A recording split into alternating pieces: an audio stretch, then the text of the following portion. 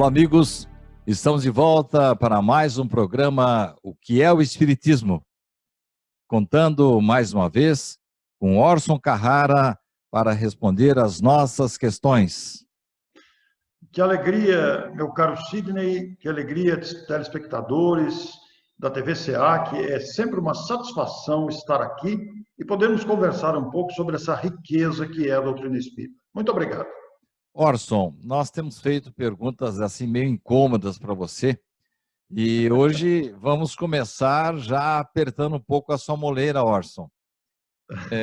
Porquanto há alguns assuntos assim que até hoje não estão muito bem explicados e que a gente pode considerar assim como princípios fundamentais da doutrina espírita.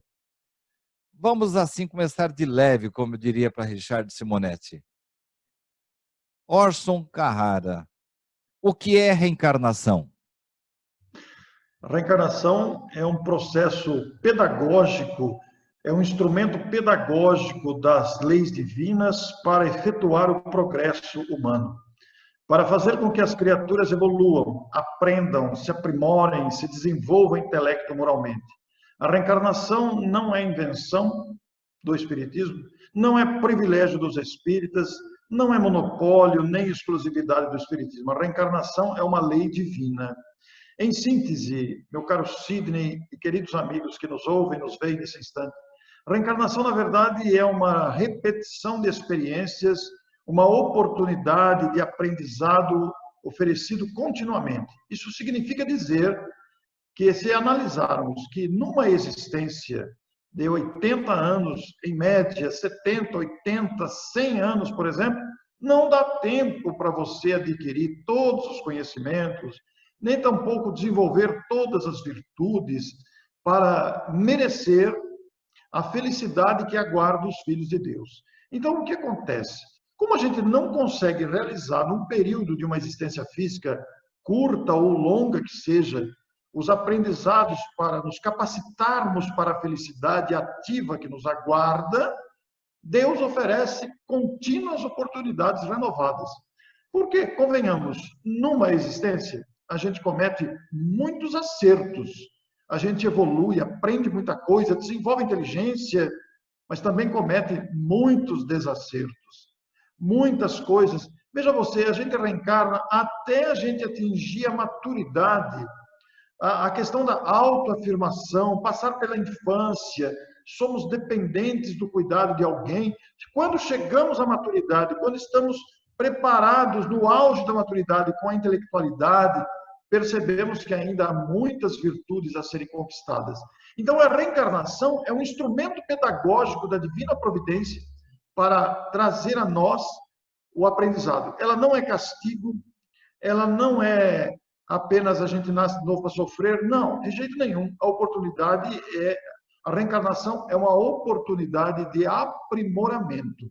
São vidas sucessivas, cada hora num lugar, numa época diferente, com pessoas as mesmas ou outras, em planetas diferentes, com corpos diferentes, com sexo diferente, com profissões diferentes. Por quê? Porque em cada situação nós vamos fazer um aprendizado novo e juntar, somar experiências na área emocional, na área psicológica, na área intelectual, na área moral, nos relacionamentos uns com os outros. Orson, eu sei que você foi um menino e um jovem muito comportado e que você sempre, nunca assim, deu muito trabalho para os seus pais. É verdade. Mas eu vou levantar uma hipótese que ela é completamente absurda, mas eu quero tentar que você me explique, vamos ver se você me explica um pouco melhor essa história de reencarnar, de nascer de novo. Vamos supor que, de repente, o seu pai impusesse para você ali um castigo qualquer. Não, Orson, esse final de semana você não pode sair de casa. Mas o que aconteceu, pai? Não, você não pode sair simplesmente, acabou. Ele não dá nenhum motivo para isso. Orson, não é mais ou menos isso que acontece quando nós aqui passamos por algumas agruras, nascemos com alguma deficiência, ou mesmo estamos expostos a adquirir uma doença muito grave, nós não nos lembramos de ter feito nada de errado nesta vida. Aliás, Kardec diz mais ou menos isso, né? Se você não está encontrando a causa para as suas dores nesta vida, você tem que procurar em outra. Mas você não acha esse negócio bem injusto, não, Orson? E a gente pagar sem saber o que está pagando? Isto é, o esquecimento, não seria mais razoável que a gente ficasse sabendo, bom, eu estou nascendo assim com câncer ou com uma deficiência física porque eu aprontei no passado. Mas lá naquele caso que eu falei, você não fez nada e de repente seu pai fala, olha, final de semana não tem cinema não. Mas pai, eu não fiz nada. Então, como é que ficamos, Orson? O esquecimento não prova que não nascemos no passado, Orson? Esse processo de esquecimento é um recurso de sabedoria da providência divina. Porque se lembrássemos, se tivéssemos recordação plena do que fomos, naturalmente nos lembraríamos das nossas tendências, nos lembraríamos claramente da nossa personalidade forte, vingativa, por exemplo, não é mesmo? Nos lembraríamos dos desafetos. Então, o esquecimento é uma providência abençoada, porque ela favorece, é como se você começasse do zero, é como se você começasse agora. O fato de não se lembrar é uma providência muito justa, é misericórdia, é bondade, porque você começa uma existência com o amparo dos pais, com a proteção e a experiência dos mais velhos que convivem com você, sejam os avós, sejam os pais, sejam os professores, sejam os amigos, para você fazer novos aprendizados. É muito interessante isso, Sidney, porque como é que nós vamos explicar a genialidade precoce? Crianças prodígio, que desde cedo demonstram a sua experiência, o seu conhecimento, a sua capacidade, que fogem da normalidade dos seres humanos comuns, como eu e você, que somos seres normais como quaisquer outros. Mas nós temos aqui na Terra os gênios. Isso significa que já adquiriram a experiência anterior. Não significa, todavia, que estão lembrando da experiência anterior. Significam que a sua bagagem está ali, ele já tem experiência, ele já tem conhecimento, que poderá ser ativado por uma circunstância, por um interesse, por um estímulo, e ele vai atuar novamente, fazendo aquilo que ele já sabe fazer. Mas, por outro lado, o seu exemplo do meu pai, meu belo pai, meu amigo pai, Roberto Pascoal Carrara, desencarnado já há 18 anos, foi um pai muito amigo. E eu realmente fui um menino comportado e muito tímido, Sidney, embora não possa parecer. Eu fui um adolescente travado pela timidez. Mas eu venci isso. Qualquer dia eu conto essa história. Mas, veja bem, o seu exemplo foi muito bom, porque realmente o pai, quando limita a circulação do filho, tem as suas razões. Conhece o filho, sabe que aquela sua saída, aquele recurso que ele nega, o filho não vai saber aproveitar. Então, Deus, na sua sabedoria, também age assim conosco. Em função dos nossos comportamentos inadequados do passado, não por castigo, nunca por castigo. Deus não castiga os filhos. É muito importante que tenhamos essa consciência dentro de nós. Mas as leis de Deus determinam que tudo que fazemos gera consequências. Então, nós colhemos consequências dos nossos desajustes, dos nossos equívocos, nascendo agora com limitações. Essas limitações não são apenas as limitações físicas, como a falta de visão, a deficiência auditiva ou a deficiência de locomoção. Existem também as limitações sociais, as limitações financeiras, as limitações de convivência, as limitações de nascer num país muito pobre, de nascer em lugares sem recurso nenhum, pessoas que nascem com limitações variadas. Isto são consequências. Só que o conhecimento espírita, por sua vez, também nos faz enxergar, e nós não podemos cometer a leviandade de dizer que toda pessoa, por exemplo, que nasce sem as duas pernas, para citar um exemplo qualquer. A pessoa nasce sem as duas pernas. Isso não significa, em absoluto, dizer que ela está pagando uma falta anterior. Muitas vezes, ela solicitou ou lhe foi sugerida, porque toda reencarnação obedece a um planejamento reencarnatório. Esse planejamento reencarnatório leva em conta vários fatores: as nossas limitações, as nossas perspectivas, os fatores genéticos, os conteúdos, as perspectivas, os débitos, méritos, etc. Então, a pessoa pode ter solicitado ou sugerido a ela fazer um aprendizado com o nascimento sem as pernas, por exemplo. E isto se aplica a várias situações. Então, nas variadas limitações que nós vivemos na Terra, algumas delas são decorrência de consequências de atos impensados no passado. Outras são solicitações ou recursos didáticos de aprendizado. Pode ser prova ou pode ser expiação. O que é expiação? Expiação é consequência. Nós estamos arcando com a consequência da semeadura. E prova? Prova é desejo de alçar, de galgar o degrau melhor. Então, nós passamos por uma experiência de aprendizado. Isto é prova. Então, ou alguma necessidade de aprendizado. Então, nas variadas circunstâncias da vida humana, nós passamos por tudo isso, sempre visando o nosso aprimoramento.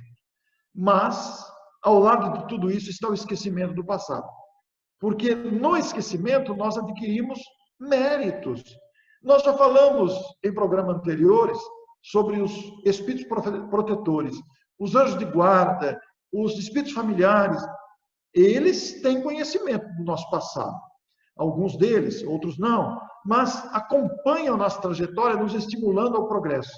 Porque nós precisamos do esquecimento. Imagine os traumas de outras existências. Como não influenciariam negativamente agora se nós nos lembrássemos? Eu e você, Sidney, somos amigos há muito tempo, fomos colegas de banco. Se a gente se lembrasse um do outro, o que fomos cada um, talvez não estivéssemos aqui fazendo isso agora. Porque talvez tivéssemos alguma ranhura no passado que nos retraísse agora, que nos afastasse da convivência. O Sidney, o Orson, aquele cara, não quer saber dele.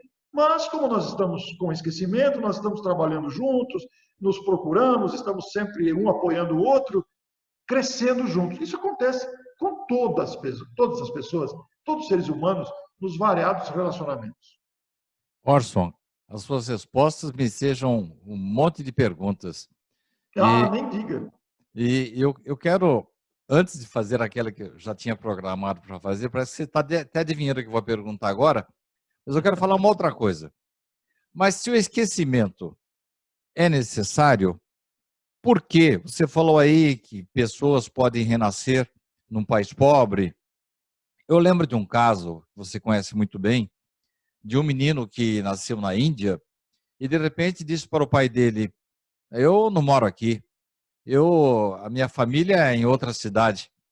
E você deve estar lembrado que o pai, de tanto o moleque atormentá-lo, levou-o de trem até outra cidade. Lá ele reconheceu a padaria que era de propriedade dele, inclusive um primo estava tomando conta, e de repente passou assim uma pessoa lá no meio da rua, e ele de repente gritou assim: Yasmin, pague o dinheiro que você me deve. Orson, já pensou se a moda pega? Mas Orson, então me responda, a gente pode lembrar ou não pode? Porque esse menino foi até a casa que ele morava antes, reconheceu aquela que foi a sua esposa, os filhos e mais. Um deles falou: bom, se você foi nosso pai mesmo, onde é que está um colar aqui, uma joia de família? E ele levou a família até o local onde estava enterrada a joia, ela provando que ele era o chefe da família. Afinal de contas, Orson, a gente pode ou não pode lembrar? Como regra geral, não. Como regra geral, no estágio evolutivo da humanidade, a maioria, 90%, 99%, não se lembra, para benefício próprio. Mas existem casos que podemos considerar não tão comuns, de lembranças vivas, de pessoas que sabem, que se lembram. Vamos excetuar, vamos tirar desse caso as fantasias de pessoas que fazem afirmações. Eu fui fulano, eu fui fulana. Tem muita fantasia nessa área de pessoas que querem imaginar, querem saber, mostrar que sabe, mas como regra geral não sabe. Todavia, existem casos como o que você citou.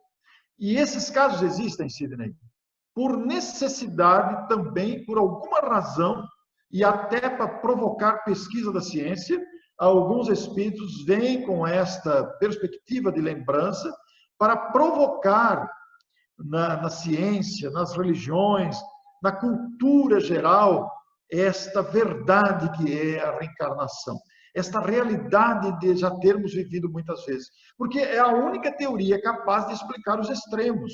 Por que um nasce são e o outro nasce doente e passa a vida inteira doente? Por que um nasce rico, tem todas as facilidades à sua disposição, enquanto o outro tem todas as limitações, inclusive materiais e financeiras? Para um tudo dá certo, para outro nada dá certo.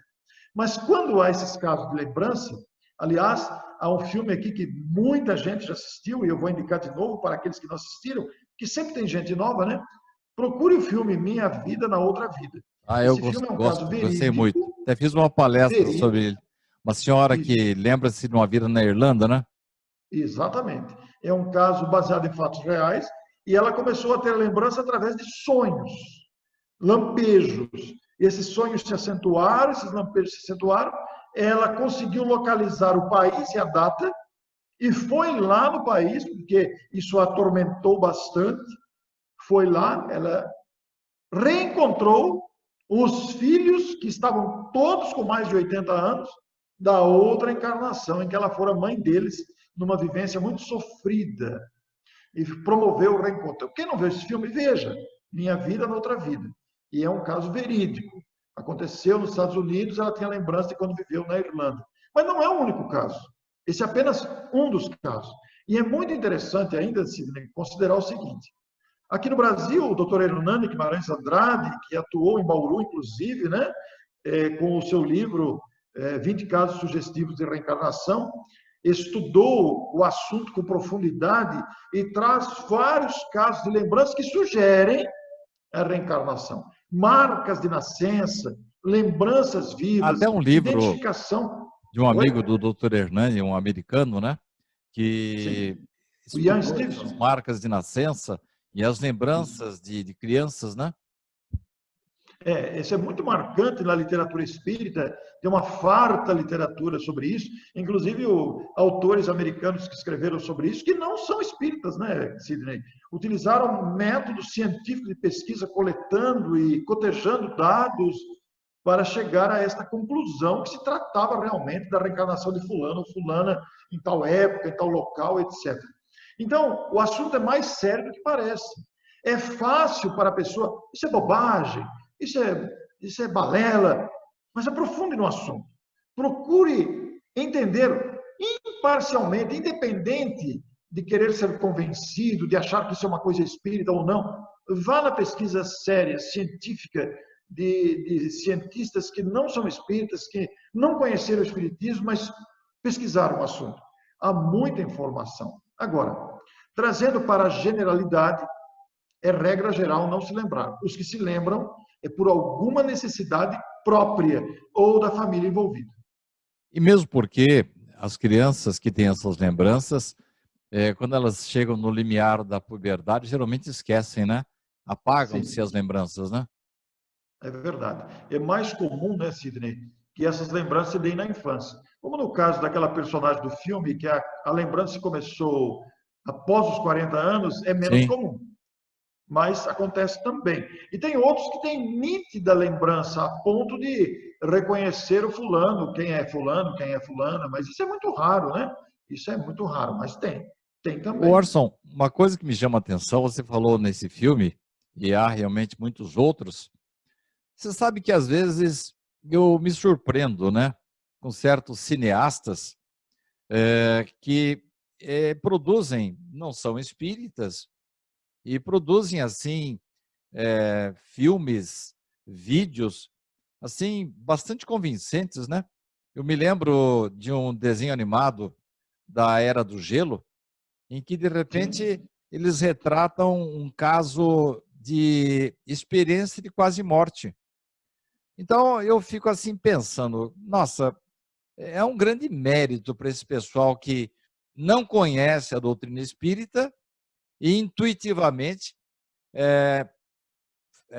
criam filmes, vídeos, desenhos animados, corroborando a ideia espírita. Eu acho assim extraordinário que para nós dois que somos espíritas desde a infância, tranquilamente a gente produz assim alguma coisa relacionada com esse assunto. Mas quem não estudou doutrina, quem não é espírita e de repente convence-se de que você vai e volta, ou então mostra claramente a reencarnação, eu acho muito meritório da parte deles. Isso mostra-se de um detalhe fundamental em toda essa questão que nós estamos abordando aqui hoje. Isso mostra que, embora as pessoas não tenham tido contato com a doutrina espírita, não conheçam o espiritismo, já trazem dentro de si esse conhecimento que vem de outras experiências, que vem de outras aquisições, não necessariamente com o espiritismo, mas da própria realidade das leis divinas, entre as quais está incluída a reencarnação. Porque o grande detalhe da reencarnação é a justiça, né? A reencarnação possibilita justiça para todos. Somos colocados em pé de igualdade. Todos teremos as mesmas oportunidades. Agora, o uso dessa oportunidade vai depender de cada um, do seu esforço, da sua perseverança, dos seus critérios de moralidade e bom aproveitamento dessas oportunidades. Vamos seguir a linha do programa nessa parte inicial, que ainda é recheada de perguntas elementares. E eu quero voltar um pouquinho na questão da reencarnação. Orson, nós podemos reencarnar ao acaso? Não há nenhuma reencarnação ao acaso. Todas as reencarnações são, de alguma forma, acompanhadas, são planejadas. Mas há detalhes também, muito interessantes, porque ninguém vem ao mundo à toa, ao acaso. Todos nós trazemos conosco alguma tarefa a desenvolver, seja para o nosso próprio crescimento, para influenciar outras pessoas, para continuar aprendizado, para reparar algum equívoco. Mas, Sidney, vamos considerar a seguinte situação: a gravidez precoce ou a gravidez resultante de uma aventura inesperada. E a pessoa ou de uma violência, né? De uma violência sexual também tão comum, né? Isso foi programado? Não foi programado. Ninguém veio com o programa de judiar dos outros, de violentar os outros, ninguém veio com o programa para matar, ninguém veio com o programa para matar-se. Essas situações de suicídio, de homicídio, de violência contra o próximo, contra si mesmo, são todas resultantes da liberdade, livre-arbítrio. Todas. Mas as reencarnações são programadas para o progresso. Esta é a lei. Todas as reencarnações são programadas para que o espírito evolua. Mas quando ocorre um caso assim, que não estava previsto, um caso de violência sexual, uma aventura sexual fora do casamento, ou dentro ou fora do casamento, uma aventura, não estava previsto e engravida, começa a gestação. Está se efetivando a reencarnação. O que acontece nesses casos é que, embora não previsto, não programado, não planejado, uma vez efetuada a ligação física dos elementos sexuais masculino e feminino e efetuada a concepção, um espírito que estava na proximidade do casal, de relacionamento com o casal, com um dos dois, ou que estava ali no ambiente, normalmente ele é como que atraído por aquela concepção. E normalmente esse espírito atraído para aquela concepção é um espírito ligado a um dos dois ou ao casal. Há um caso muito interessante de um espírito que deveria reencarnar-se quando a sua futura mãe estaria casada com 25 anos, etc. Mas ela foi violentada na adolescência e engravidou. Engravidou daquele espírito programado para depois. Havia um planejamento de programação para 8 anos depois.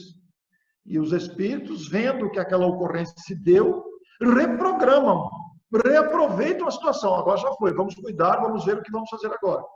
Porque aí, normalmente, o pai da criança abandona e tem todos os desdobramentos já conhecidos da história, né? Como a gente vê normalmente. Mas, mesmo nesses casos em que a vinda acontece prematuramente, precocemente, não é por acaso que isso acontece. Há ligações entre mãe e filho, entre os espíritos, entre as pessoas envolvidas naquela ligação. Orson, para encerrar o nosso programa de hoje, eu quero lembrar um caso acontecido em Bauru, em que uma jovem, também assim, acabou engravidando, e a mãe deu todo o apoio para ela, e ainda que o pai da criança quisesse que ela abortasse, com o apoio da mãe, a menina teve a criança, e essa criança foi criada pela avó. Sim. Orson, nós acompanhamos de perto aqui esse caso, e hoje essa avó idosa, ela é assim cercada de carinhos, ela é mantida, ela é abraçada, ela é acompanhada por esse espírito que nasceu graças ao empenho da avó. Hoje ele cuida da avó assim com muito carinho, e esse fato, vamos dizer assim, corrobora tudo aquilo que você disse, de que sempre há um planejamento.